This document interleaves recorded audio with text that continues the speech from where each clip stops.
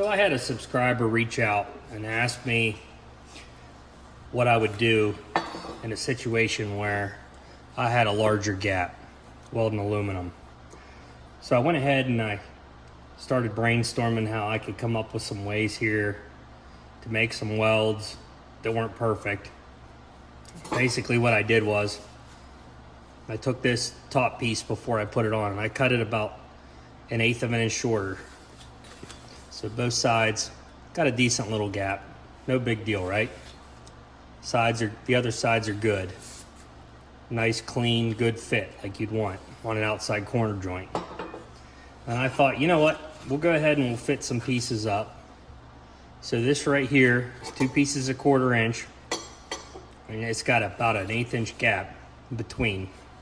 Now you could get a piece of copper or brass and clamp it in there and weld it. But I'm gonna show you guys how I would weld that without doing any backer. I mean, yeah, it's gonna push through on the back side. It's gonna look a little bit funny. But at the end of the day, sometimes there's nothing you can do about a bad fit. I mean, yeah, you can always cut new pieces and, you know, ruin everything you've already done. But sometimes you gotta make it work with what you got. So what I got on this one is, this is one I run into a lot. We're good here. We got a nice, you know, good fit here. And then as it goes up, it runs into about 1/8 of an inch. I run into this all the time. And, you know, when you're fitting angled pieces and you're cutting stuff on the bandsaw, sometimes something gets off and it just happens.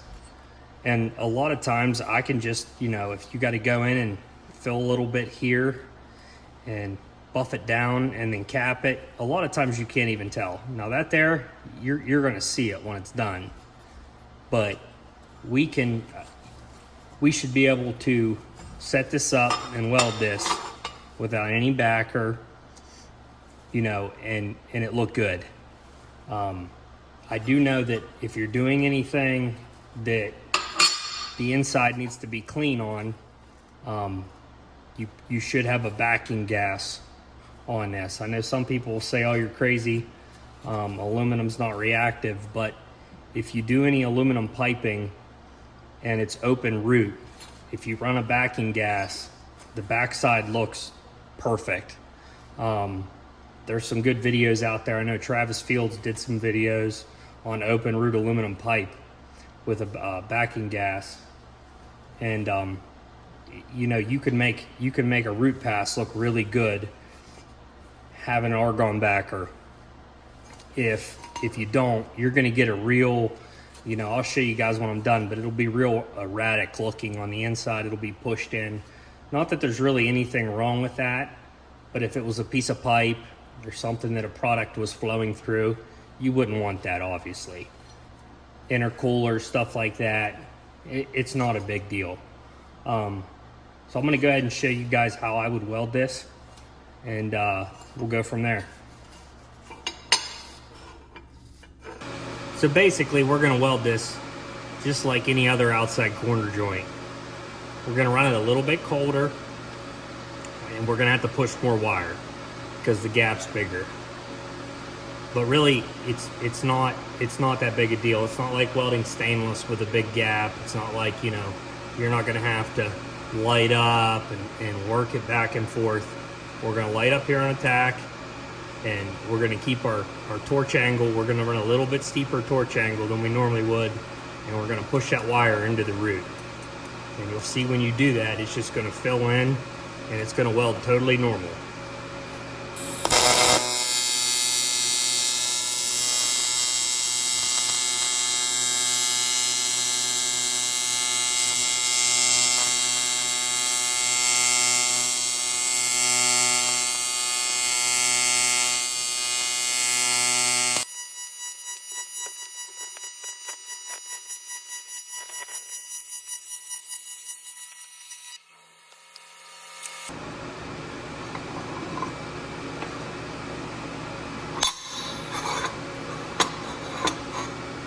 As you can see,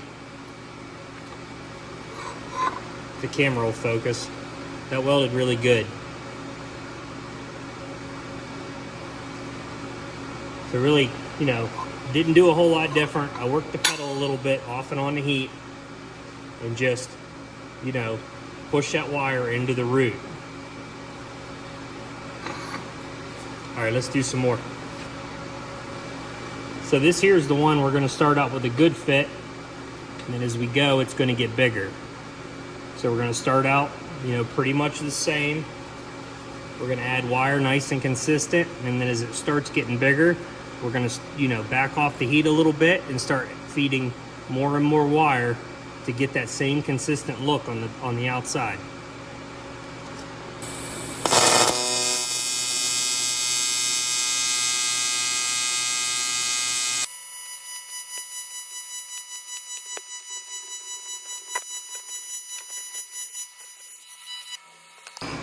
So that one got to the point where it starts to look flat from about here down.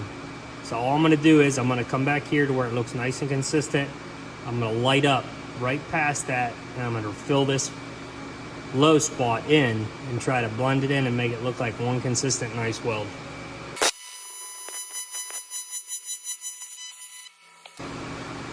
So it really didn't turn out that bad for what we were working with.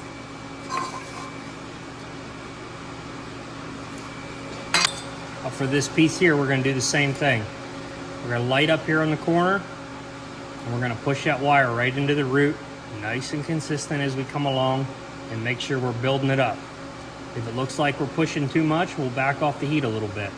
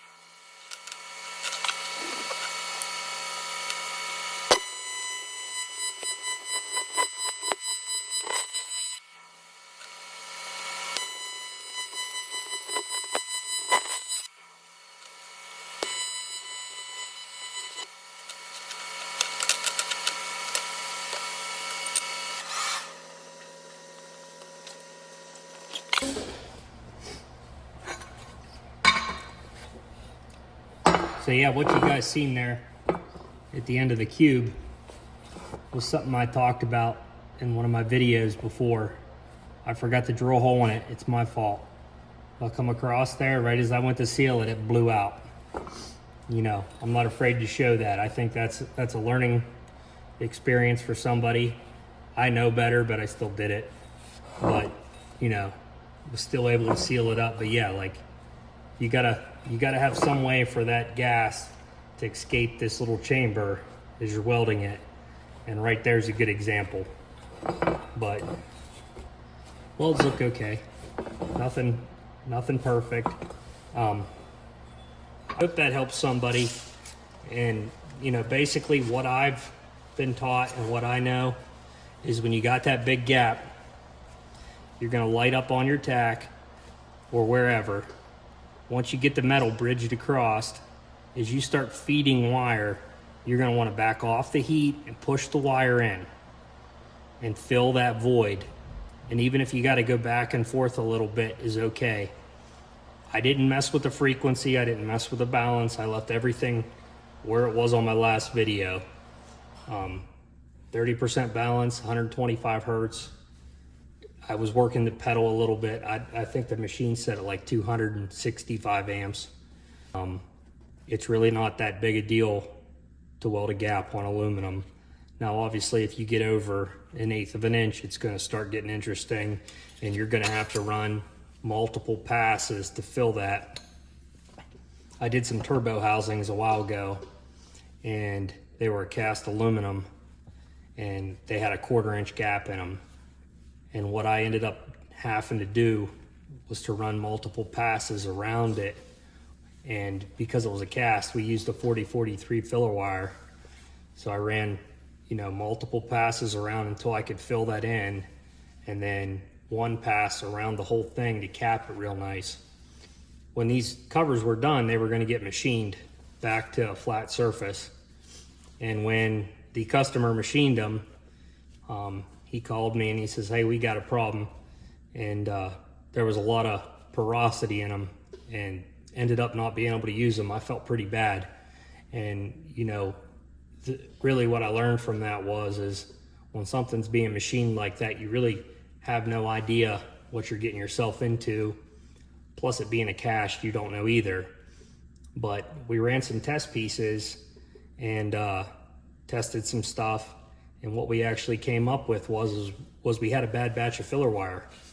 I won't throw the name out there of what the brand filler wire was. It's a very common brand, but I did a bunch of test pieces on some material here. I might actually still have some of that wire here, so that might make a good video, but we did some test pieces and milled it down, and sure enough, all the pieces that I'd ran that brand filler wire on had porosity in them, and all the ones we used normal wire on did not.